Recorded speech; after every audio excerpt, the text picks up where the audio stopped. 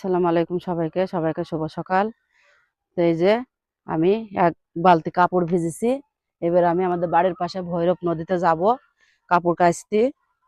এই দেখেন, এই কুয়াশা মাথায়, শীতে কনকনি বাসাত, কনকনি শীতে আমি যাচ্ছি এখন কাপড় কাচতে ভৈরব নদীতে। তো আপনারা দেখতে থাকুন। তো এই যে চলে আসলাম বাড়ির পাশে ভৈরব নদীতে কাপড় কাচতে। কাপড়গুলো এবার আমি কেচি নাকি মেলি দেবো। শীত ঠান্ডা পানি ভৈরব নদীর, তারপরেও কাপড় কাচতে চলে আসলাম। কুয়াশা চারিদিকে।